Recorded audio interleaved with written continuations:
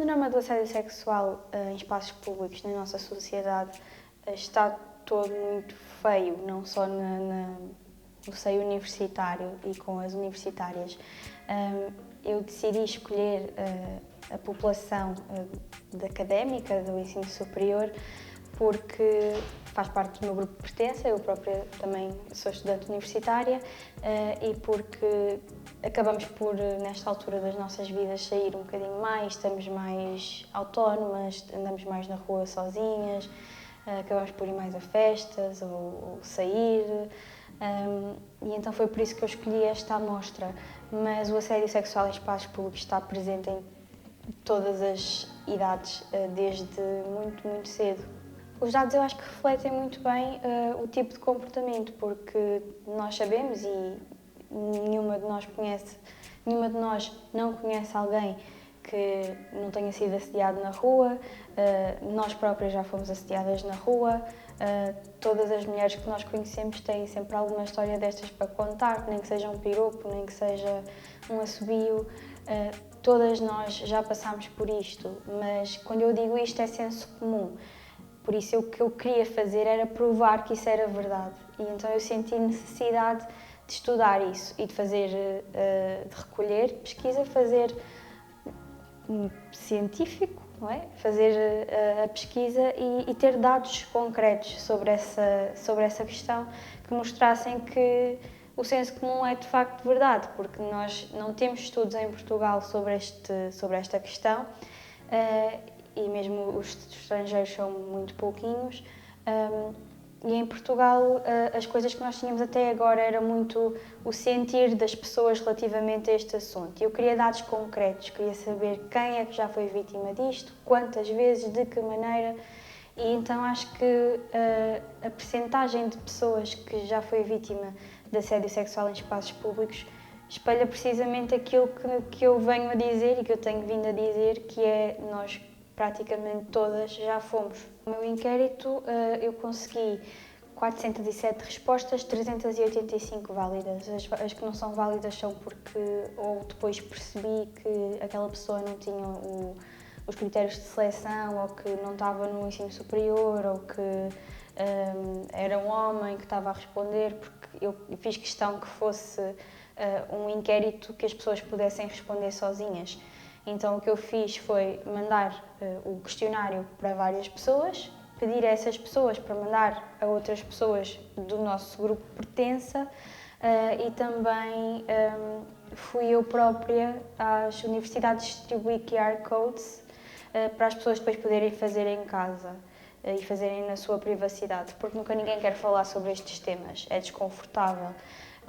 Então achei que era uma boa maneira das pessoas serem sinceras, para além do anonimato, ser uma coisa que pudessem fazer num espaço reservado, sozinhas, quando lhes apetecesse, se lhes apetecesse. Foram só 7 pessoas que disseram que nunca foram vítimas. E repara, quando as pessoas dizem que nunca foram vítimas, podem não ter reparado que foram vítimas, porque tu estás a passear na rua, às vezes mandam-te o piropo, tu não ouves, ou às vezes estão-se a masturbar atrás da árvore, tu não vês.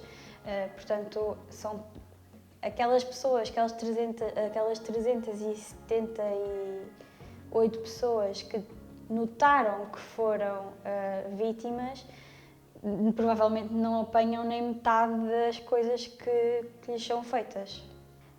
Esses dados foram dos mais preocupantes que saíram da minha pesquisa, porque eu tinha noção, porque eu própria, pela primeira vez, fui assediada na rua por volta dos 13, 14 anos,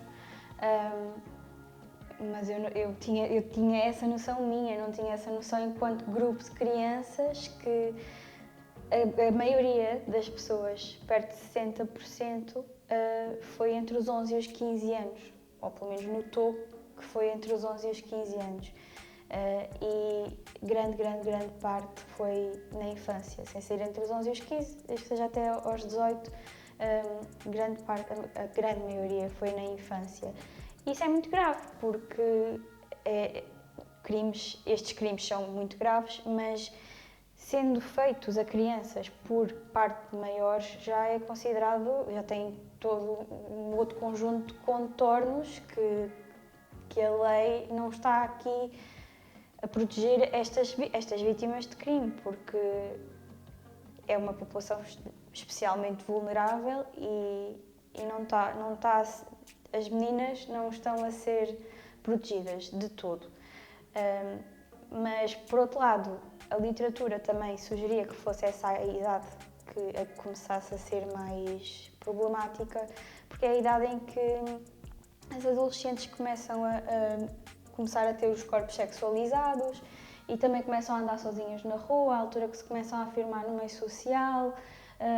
Portanto, em termos de literatura faz sentido, mas é mesmo preocupante e eu não tinha noção. Eu sabia que o meu caso tinha sido esse. Conheço várias amigas minhas e família que também foi por volta dessa altura, mas eu não tinha noção destes números. O impacto psicológico é muito insidioso, porque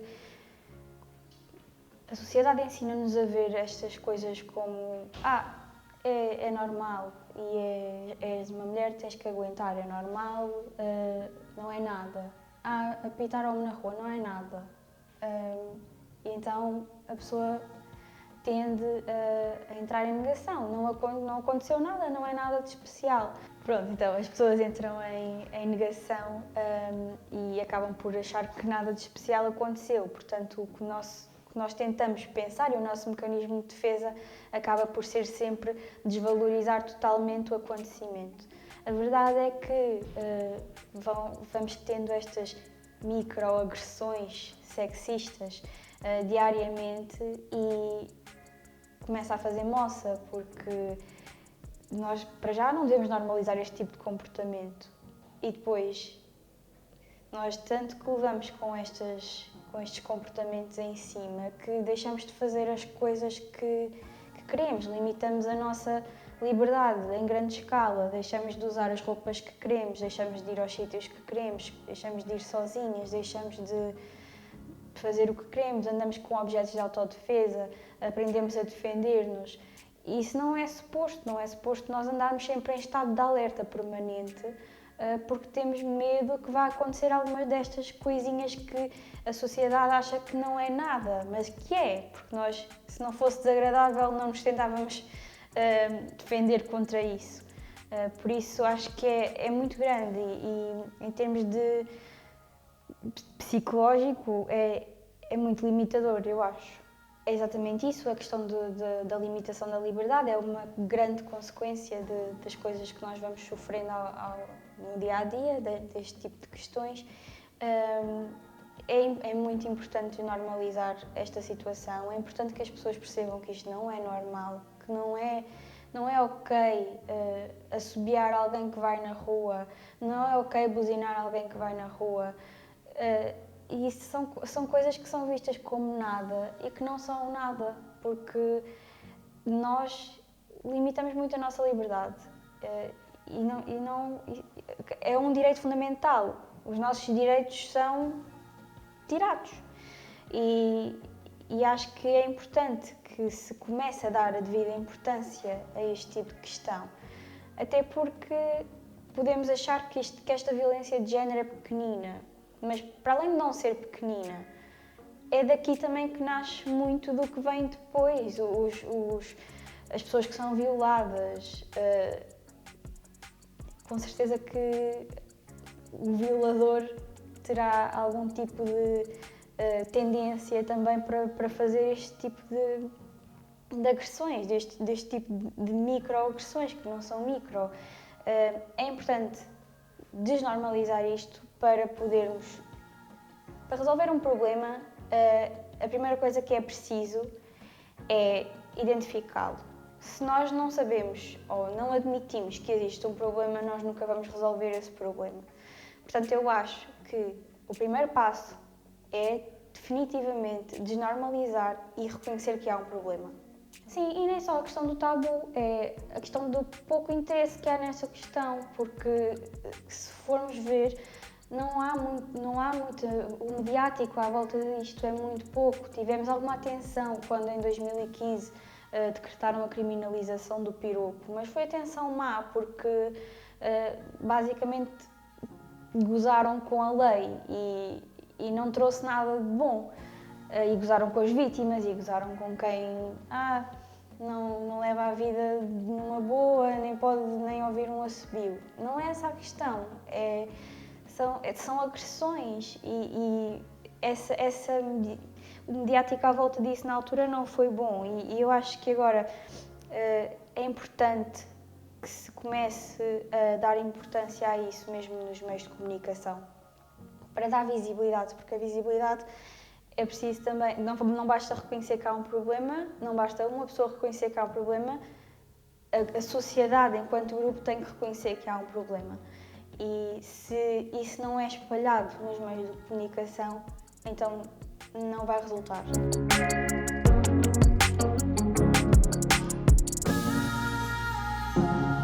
Gozaram muito com a ideia, sabes? É porque foi na altura em que entrou a importunação sexual para o Código Penal português.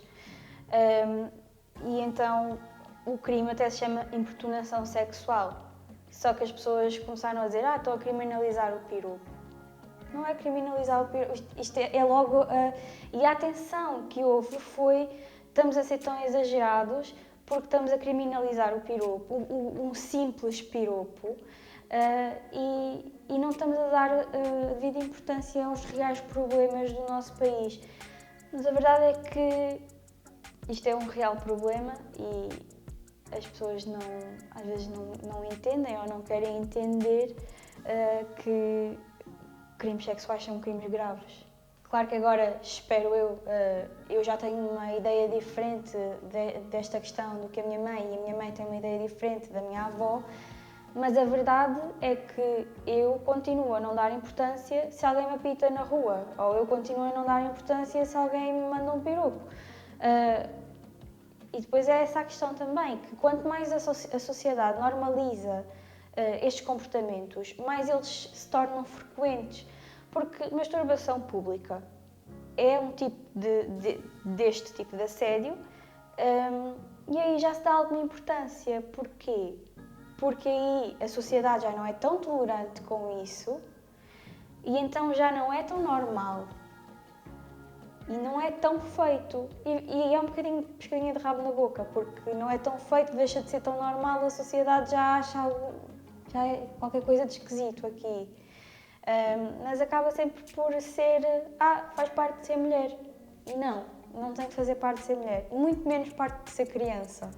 Como eu dizia, isto passa muito de geração em geração e historicamente eu nem consigo dizer quando é que começou o assédio sexual em espaços públicos, porque lá está, sempre existiu, e vai passando sempre e nunca vai ganhando a importância suficiente para deixar de passar.